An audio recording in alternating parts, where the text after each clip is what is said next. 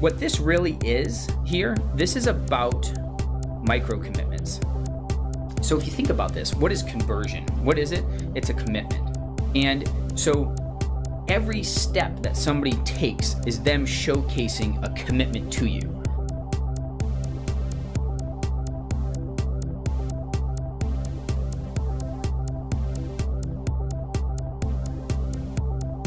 So there's micro commitments and then there's macro commitments. When we think of conversion, again, we think about people pulling out their wallet and buying something. But let's think about this. For somebody to come to your website and spend time with you is a commitment. In fact, I mean, we're 50 minutes into this presentation. If you're watching this, you have made a major commitment into me, into this presentation. And I want to thank you personally right now. Thank you so much that you're still watching this. That means that we're doing something right, that you're investing this much time. Well, you have to have the same feeling and thought process when it comes to the people that you're bringing to your website, your visitors on your website. That's a commitment. People giving you an email or opening an email, watching a video, subscribing to your social channels, buying something. Those are all commitments. And in fact, I think the most macro of all commitments isn't buying something. It's somebody on their own telling somebody else that they need to buy your product. I think that is the most macro of all commitments, because you've bought plenty of things.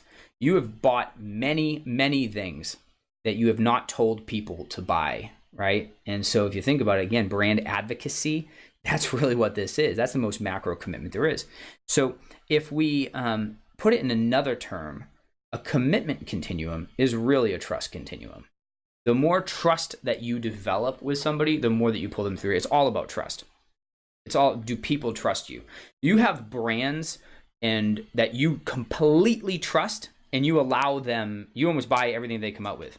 There's the musicians. You may have been hurt by a musician before. I know I have, where I just trusted them. Their music was so good. They come up with something, I buy it without even thinking about it, and then I'm disappointed.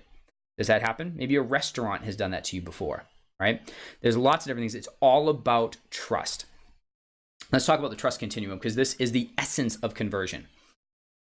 To develop trust, you must know your customers, you must listen to your customers, you must communicate with your customers, you must create good products. That's the value piece. You must provide value to the marketplace.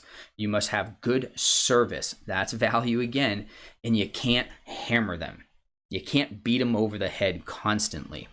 And to destroy trust, well, I think it's not too difficult to figure out how to do that. Don't care about the need of your customers.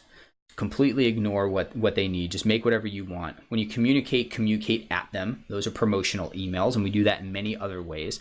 Make sure your products are just mediocre and not really for anybody specifically. Don't emphasize creating great customer service, and whatever you do, make up for it by sending them 8 billion promotional emails. That'll take care of everything. Absolutely not. Now let me tell you, if this is probably one of the most important books I've ever read. It's called Wired to Care by Dev Patnaik. And this is all about understanding user need. This is the essence of empathy. This book right here, now mind you, all these books I'm sharing, I don't have links or anything anywhere. This is just stuff that these books have changed the way that I've done business.